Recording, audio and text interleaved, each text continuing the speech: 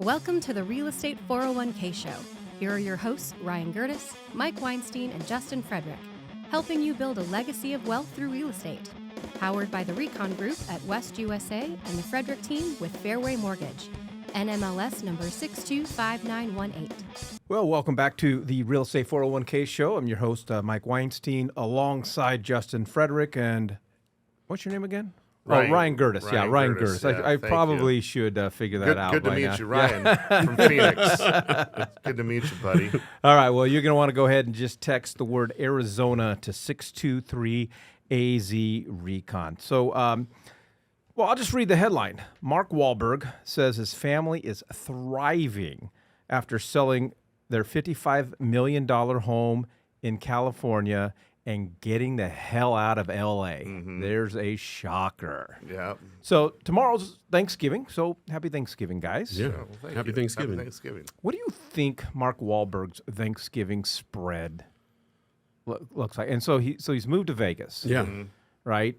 And do you think he's serving burgers because he's got the burger place, or when you're that rich, what does the Thanksgiving spread look like? I bet it's very traditional, and I bet you it's just everything that you could possibly imagine. How do we get invited? I know, right? Well, I mean, the guy's from Boston, right? So, I mean, I'm sure there's a lot of traditional stuff, Sure. but some chowder, you know, probably has some lobster rolls, you know. And then, you know, wicked good turkey. Well, as you guys know, the Vegas real estate market is very similar to the Phoenix real estate market. And like Vegas and like Phoenix, a lot of people are just leaving in droves from L.A. and California, just getting out of the high taxes and the politics and all that kind of good stuff. But it's just interesting to see someone who's just a multi-gazillionaire. Mr. Hollywood. Yeah, right? like I just got to get out because it's better for my family. And that's what he says. He says, my family is thriving because of the culture, because of the pace of life and just, you know, and he's not actually living on the Strip, but he's living outside of Vegas, but his family is thriving. And we see that so many times from people moving from California to here in Arizona. And opening up businesses. I mean, so he opened up a business there in Mandalay Bay. Well, I think they already had another Wahlburgers joint. I know that they're kind of getting big all around the United States. I don't think there's one here yet, though. I'm sure Mike would know that. I don't think know. there is. I don't know. There was someone who opened. Oh no, it was either Bobby Flay or Gordon Ramsay that opened one up at the airport. I'll tell you what, though. He's genius. I went to the Lake of the Ozarks about a couple of spring breaks ago with my kids, and they put a Wahlburgers inside the grocery store. You know, it's like a Publix or whatever the hell it was, and they went around shopping, and I hung out in the Wahlburgers joint, had a burger and a couple of beers, and watched some football or whatever was going on at the time.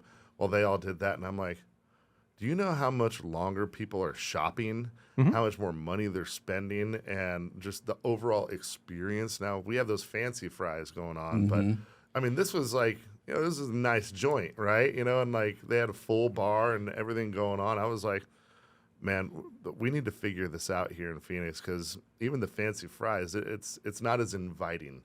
Like usually when I go over there and you know, they over to their bar area, it's like, oh, you know, let's try a little taste tester of this beer and then buy a growler of it and take it home, and that's basically all that I do. Right there, I could have camped out all day. Right. Well, the Fry's grocery store out in Litchfield Park on Camelback in Dysart, or Litchfield Road, I should say, they actually have got an aioli burger in there. Oh, really? It's fantastic. And then the Fry's, a couple miles south of my house, has a Chompies. So I go in there for a corned beef pastrami sandwich on rye with a side of Russian dressing and do my shopping. It's fantastic. Well, moral of the story is that people are moving like crazy, and not only getting jobs here, but they're starting up new businesses here. Vegas, there's, you know, Idaho. It's happening. It's happening in a lot of those states where we just don't put the, you know, like you mentioned, the politics on the pedestal as much as they do over there, and the taxes that are just relentless, and the vagrancy that you know that they're putting up with and just allowing to happen. They're saying, you know what? Why am I spending why do I have a $55 million luxury mansion and I'm still dodging vagrants and dealing with these taxes and I know Mark, he does a lot of philanthropy and and the fact that he does all that, puts all that time and money into it, he's still over there just like feeling like, what the hell am I doing here when I can go over to Las Vegas? The cost of living is probably a third, Maybe right? even less. Maybe even less, and You don't have to spend all your time in traffic. and living a great life and I mean, great schools and just loving it. So I was pretty excited when I saw this article come out, and I know you were excited because we get to talk about hamburgers And Mark Wahlberg. I mean, I got a small list of man crushes, and he's definitely on that list. And you're an idiot if he's not on that list, right? So here's a question for both of you. Oh, boy. okay. At what point in time did you mentally switch from Marky Mark and the Funky Bunch over to Mark Wahlberg? That's a good question. For me, it's an easy question for me because that's just not my style of music, so I never listened to it. Well, but you were aware that his alias was Marky Mark, right? Yeah. And then he switched over to being an actor. And so for me, it was Basketball Diaries. When I saw that movie, I was like, all right, this dude's a legit. Yeah, I don't remember. actor. I don't even remember the first movie I saw with him. He's been in a lot of movies. What's the one where he's with his brothers and they end up fighting this other group of people? That one, and then where he was on the Eagles. I think that's- I think- Popley. We played Popley guy for Yeah. the Eagles. Yeah. I think that was right about that Yeah, the era Four where I Brothers. switched over. Yeah. All right. Well, if you'd like to get introduced to the Arizona way of life, regardless of what part of the country or even the state, but if you want to understand a little more about Arizona and why so many people move here and why we love living here in Arizona, all you got to do is text the word Arizona to 623-AZ-RECON. That's 623-AZ-RECON. So we talked about just how expensive. We talked about taxes in California and why people are moving here, right? What caught me is he sold his L.A. home for $55 million, Justin. That means somebody paid bought it. $55 million. That's for what I that was thinking house. too. I was thinking the same thing. I mean, how many people are over there spending $55 million? And I mean, you can't have that many options right at that purchase price. I also got to think what goes through my head is monetizing the brand, because I mean, was that home really worth $55 million, or did somebody say, you know what, it's worth $40, but I'll pay $55 because Mark freaking Wahlberg sold it to me, right? Like, I want to know what bathroom was yours. I want to know what room is yours. I want to know. Don't even clean it. I want to know where you put your booze. you're so full of shit. We all know what you want. You want that lifetime, Wahlburgers coupon where you whenever you walk in there. Oh, that would have been negotiated in the contract. Yeah, correct. that would have totally been For you. negotiated in the contract. So let's get back to Arizona. What's the draw? I think that the employment opportunity and the fact that entrepreneurs can come here and be true entrepreneurs. I mean, I was even talking with a mutual friend of ours the other day, Chris Kimmel, and he was like, well, if I move out to LA because his girls want to go to university, I think one wants to go to USC, the other one wants to go to Santa Barbara.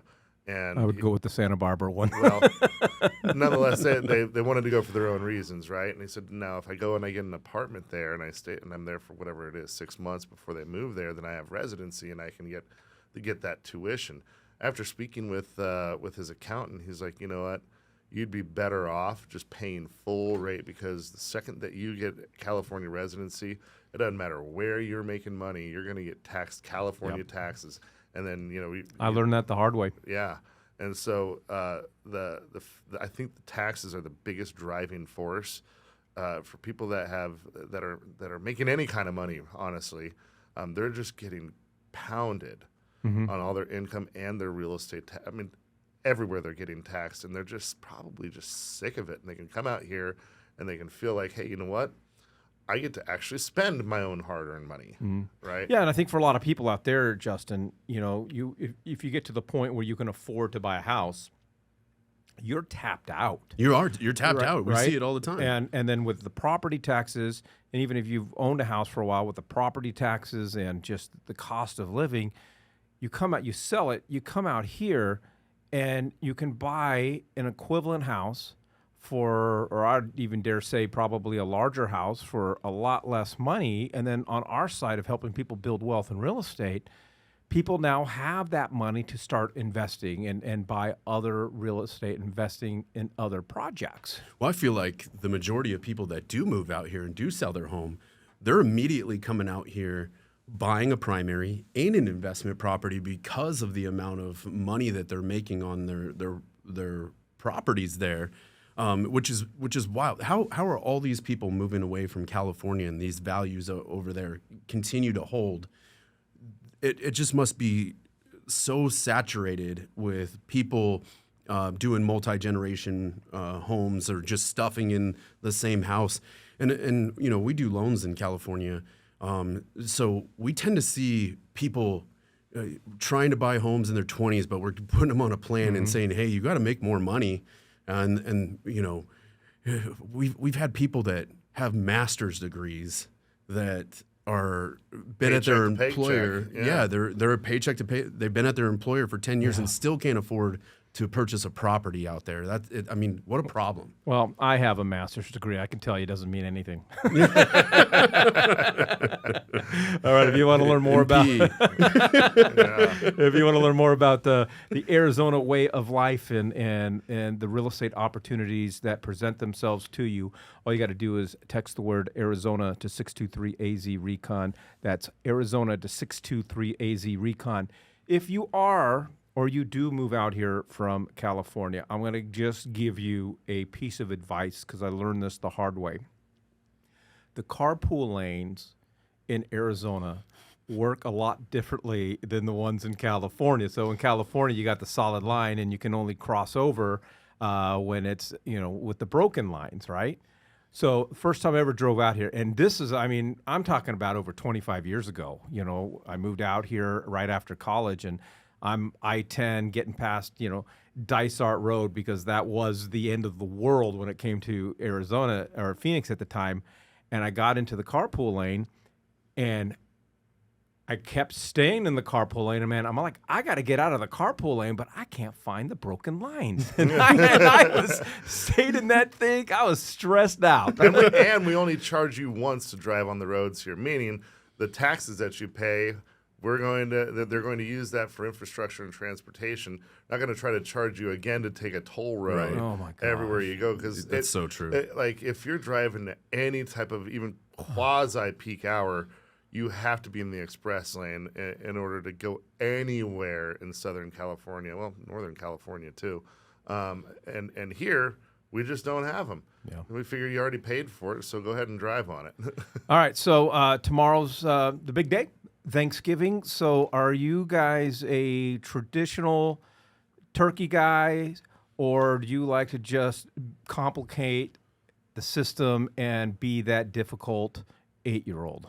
So I'll go first because Ryan's the foodie here, so I'll save the best for last. But I like to switch it up. I like to go between 1 year, I like to go traditional, and then another year I'd like to do maybe a brisket or maybe a prime rib, something like that. But I like to switch it up.